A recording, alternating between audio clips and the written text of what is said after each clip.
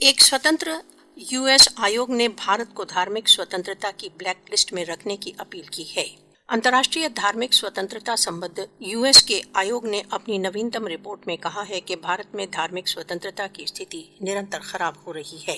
अंतर्राष्ट्रीय धार्मिक स्वतंत्रता संबद्ध यूएस के आयोग ने कहा है कि भारत में स्थितियां निरंतर नकारात्मकता की ओर अग्रसर हैं। यूएस के आयोग का कहना है कि भारत में बहुत से राज्य धार्मिक अल्पसंख्यकों के विरुद्ध व्यापक आतंक तथा हिंसा को सहन कर रहे हैं। प्रधानमंत्री मोदी की सरकार ने हिंदू राष्ट्रवादी नीतियों को विकसित किया, जिसके परिणाम में धार्मिक स्वतंत्रता का व्यवस्थित उल्लंघन हो रहा है।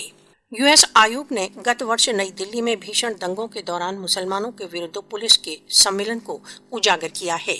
यूएस आयोग ने बताया कि दिल्ली के दंगों में हिंदू अनियंत्रित भीड़ ने बहुत भीषणता से मुसलमानों पर आक्रमण किए तथा उनकी मस्जिदों, घरों तथा कारोबार को नष्ट किया।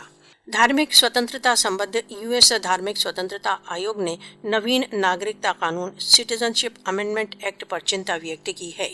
सिटीजनशिप अमेंडमेंट एक्ट के परिणाम में भारत में लाखों मुसलमानों की नजरबंदियां, राज्यहीनता तथा डिपोर्टेशन की स्थितियां सामने आईं।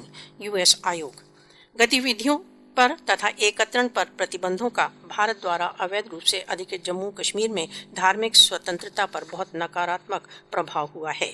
यूएस कमीशन भारत को the country of particular concern के रूप में डेजिग्नेट करने की अपील करता है। हिंदुत्व के यथार्थ रूप का भारत द्वारा अवैध रूप से अधिकृत जम्मू कश्मीर में पर्दाफाश हो गया है, जहां पर मुसलमानों से उनकी पहचान छीनी जा रही है।